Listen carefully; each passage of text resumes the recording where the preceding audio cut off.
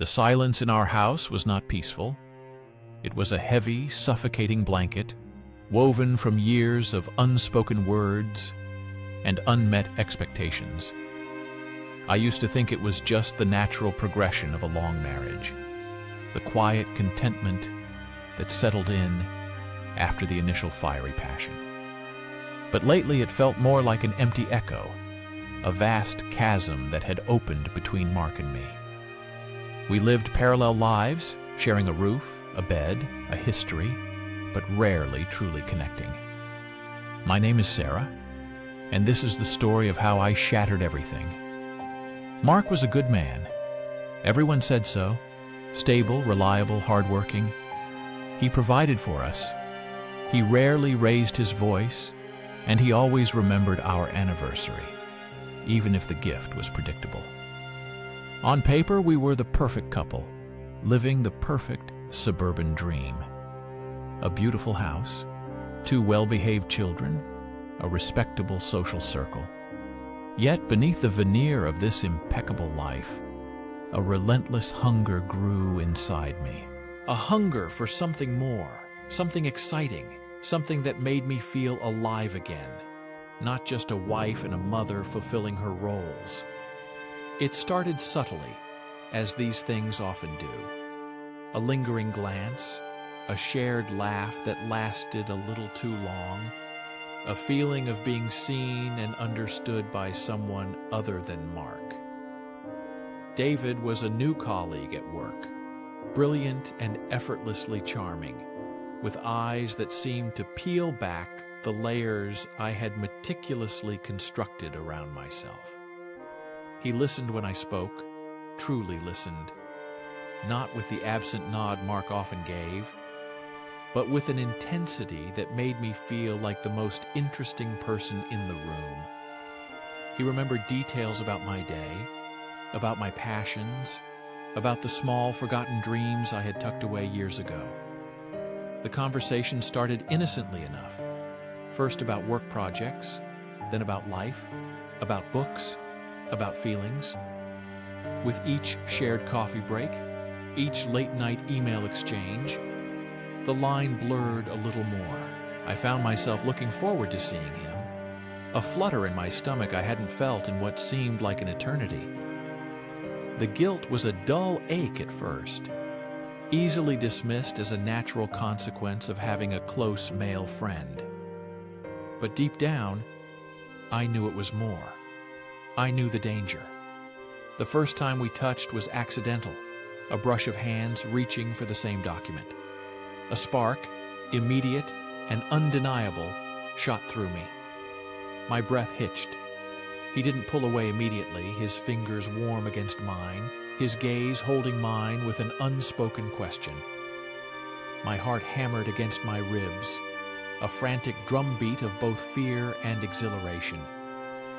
I quickly withdrew my hand, mumbling an apology, but the moment had been etched into my memory.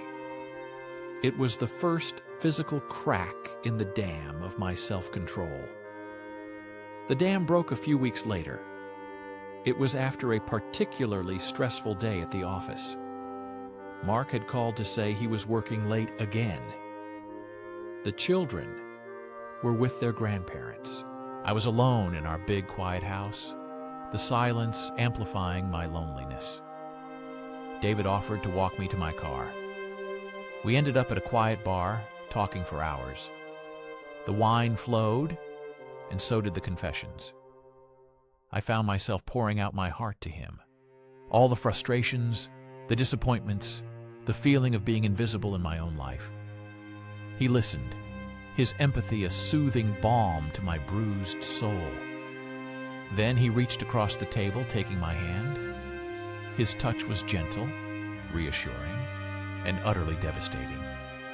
He told me I was beautiful, intelligent, vibrant, words I hadn't heard from Mark in years, if ever in that specific heartfelt way. In that moment, surrounded by the soft glow of the bar lights and the hum of distant conversations, I felt seen, cherished, desired, and I succumbed. The kiss was everything I had been craving, and everything I knew I shouldn't want. It was passionate, desperate, a release of all the pent-up emotion I had been carrying. Guilt immediately washed over me, a cold wave that threatened to drown the fleeting euphoria. But the thrill, the intoxicating sensation of being truly wanted, overshadowed it. I rationalized it, told myself it was just one mistake, a moment of weakness, a blip in an otherwise perfect life. I swore it would never happen again. But it did. Once the boundary was crossed, it became easier to step over it again. The affair with David became a clandestine dance, a secret life I meticulously constructed, layer by layer. Lunch dates turned into stolen afternoons. Late work evenings became hurried meetings in anonymous hotels. Each lie I told Mark, each elaborate excuse, felt like a brick in a wall I was building between us, a wall that grew higher and thicker with every clandestine encounter. My days were a constant tightrope walk.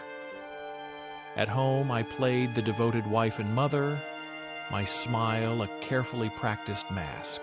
I cooked Mark his favorite meals, listened to his work stories, even initiated intimacy, all while my mind replayed conversations with David, the feel of his skin, the taste of his lips. The duality was exhausting, a relentless emotional drain. I hated myself for it, for the deception, for the pain I knew I was inflicting, even if Mark was oblivious. Yet a part of me, a small, dark, selfish part, reveled in the excitement. David made me feel young again, vibrant, desirable. He challenged me intellectually, made me laugh, reignited a spark I thought had died long ago. With him, I felt like the person I used to be, before the responsibilities and routines of marriage had dulled my edges. He filled a void I hadn't even realized was so vast, a gaping hole of unfulfilled longing. The guilt, however, never truly disappeared.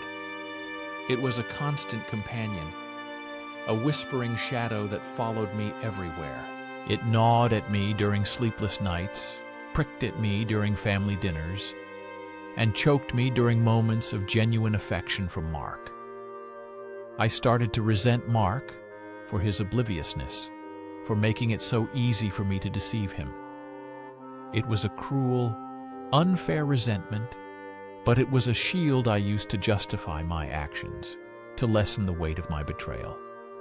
If he had only paid more attention, if he had only tried harder, if he had only seen me. These were the lies I told myself. The affair continued for months, a treacherous journey through a landscape of stolen moments and whispered promises. The emotional entanglement grew deeper. David started talking about a future, about leaving our respective partners, about a life together. His words ignited a terrifying mix of hope and despair within me. Could I truly abandon everything for this new, intoxicating love?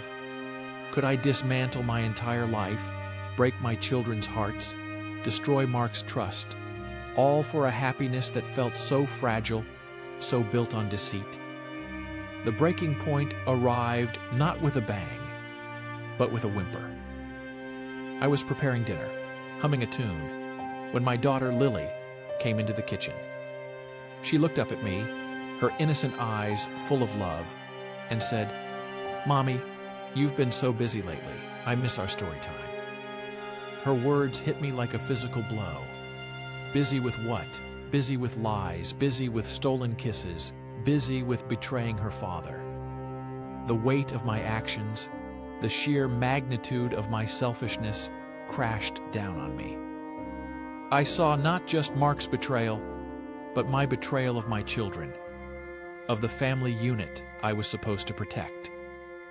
In that moment, the intoxicating thrill of the affair vanished, replaced by a profound and chilling clarity. I saw the wreckage I was creating, the house of cards I had so painstakingly built, teetering on the edge of collapse. David, despite his charm, was not the answer. He was an escape, a temporary reprieve from a life I had grown restless with, but not a solution. The happiness he offered was hollow, built on the foundations of someone else's pain. I ended it with David that same week. It was brutal, messy, filled with his hurt and my own crushing regret. He accused me of leading him on, of using him, and a part of me knew he was right. I had been selfish, seeking solace and validation in his admiration, without fully considering the consequences for anyone involved. The aftermath was a desolate landscape.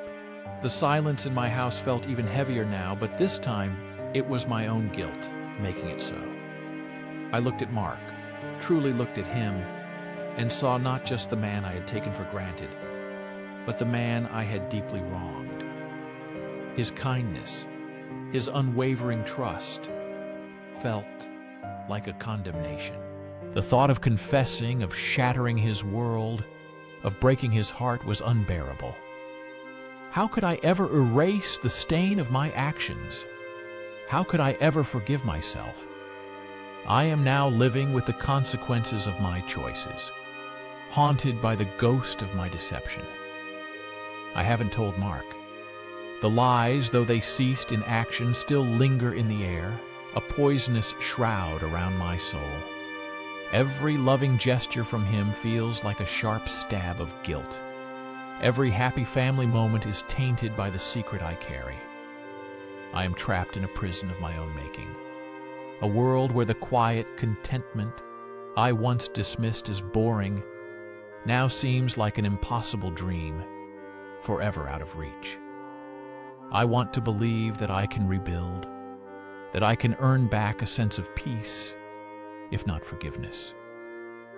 I am trying to reconnect with Mark, to truly see him, to appreciate the man he is, not the man I projected my frustrations onto. I am trying to be present for my children, to mend the subtle distances my distraction created. But the path is long and arduous. The scar of my betrayal, though hidden, remains, a constant reminder of the person I became and the damage I inflicted. Perhaps one day, I will find the courage to confess, to face the wreckage head-on. Or perhaps I will carry this secret to my grave, a silent testament to the destructive power of a heart that strayed, a mind that justified, and a life that was almost irrevocably broken by my own hands. The silence in our house continues, but now it's filled not with mere emptiness, but with the echoes of a truth I dare not speak. And I wonder daily if it is already too late for any real healing, for any true redemption. The ghost of David and the ghost of the woman I was still walk these silent halls alongside me.